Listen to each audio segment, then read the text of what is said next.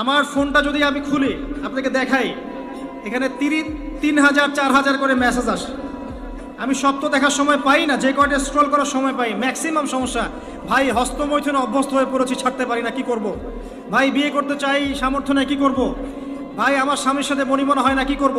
Problems আর problems. যুব সমাজ আল্লাহর পথে জীবন উৎসর্গ করছে না। আমরা এখন ব্যস্ত আছি দুনিয়ার পিছনে, স্ট্যাটাস, বাড়ি গাড়ি, সম্পত্তি, মেয়ে নারী, নেশা, মদ, এগুলো। প্রিয় ভাই, এই যৌবনকালে যে আপনি মারা যাবেন না কোনো গ্যারান্টি নাই। আমাদের বয়সী বহু ছেলে কবরে চলে গেছে। আজকের লেকচার শোনার পর অ্যাটলিস্ট তওবা করে ফিরে আসেন, আপনার গার্লফ্রেন্ডের সাথে সম্পর্ক ত্যাগ করেন। সম্পর্ক ছাড়ার সময় ফোন দিয়ে বলেন না যে আর কথা বলবো না তোমার সাথে, আজকেই শেষ, এখনই কেটে ফেলেন। যদি আজকে বলতে চান যে আর কথা হবে না, লেকচার শুনে আসি, তওবা করব, তোমার সাথে আমার কোনো সম্পর্ক নাই, তাহলে এই সম্পর্ক আর শেষ হবে না, চলতেই থাকবে। একদম ডিলিট করে ফেলেন।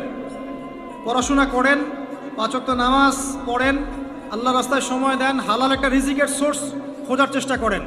রিজিকের সোর্স হয়ে গেলেই আপনি বিয়ে করে ফেলেন। বিয়ে করে ফেলেন, প্রাপ্তবয়স্ক হয়েছেন, বিয়ে করে ফেলেন। আর পিতা মাতাদের প্রতি রিকোয়েস্ট থাকবে, বিয়েটাকে সহজ করে দেন। আপনার সন্তানদেরকে জেনা থেকে বাঁচান, চোখের পাপ থেকে বাঁচান, মনের পাপ থেকে বাঁচান। আমার ফোনটা যদি আমি খুলি আপনাকে দেখাই, এখানে 3,000 4,000 করে মেসেজ আসে। আমি সব তো দেখার সময় পাই না, যে কয়টা স্ক্রল করার সময় পাই। ম্যাক্সিমাম সমস্যা, ভাই হস্তমৈথুনে অভ্যস্ত হয়ে পড়েছি, ছাড়তে পারি না, কি করব। ভাই বিয়ে করতে চাই, সামর্থ্য নেই, কি করব। ভাই আমার স্বামীর সাথে বনিবনা হয় না, কি করব। প্রবলেমস আর প্রবলেমস। বেশিরভাগ প্রবলেমস নৈতিকতার সম্পৃক্ত, নৈতিকতার সাথে সম্পৃক্ত।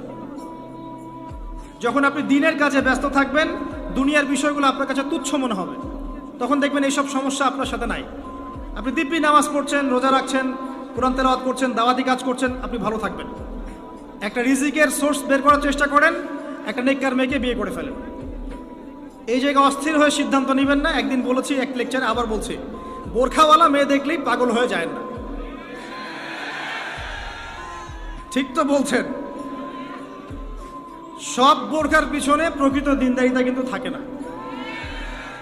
প্রথম কথা হচ্ছে আপনাকে আল্লাহর কাছে চাইতে হবে, এই দোয়াটা করতে হবে, রব্বানা হাবলানা মিন আজওয়াজিনা ওয়া যুররিয়াতিনা কুররাতা আয়ুন ওয়াজআলনা লিল মুত্তাকিনা ইমামা। এই দোয়াটা করতে থাকতে হবে। আল্লাহ পাক দেখবেন ইনশাআল্লাহ একজন নেককার স্ত্রী আপনাকে দান করেছেন ইনশাআল্লাহ। আরেকটা টিপস, নিজের চরিত্রকে ভালো রাখেন, আল্লাহ পাক আপনাকে উত্তম চরিত্রের মেয়ে দিবেন ইনশাআল্লাহ। নিজের চরিত্রকে ভালো রাখবেন না, আশা করতে যায়েন না যে একজন কুমারী পুণ্যবতী স্ত্রী আপনার ঘরে চলে আসবে, এটা আশা করতে যায়েন না। আল্লাহ পাক কিন্তু ন্যায় বিচার করেন, এক কিফা উনকে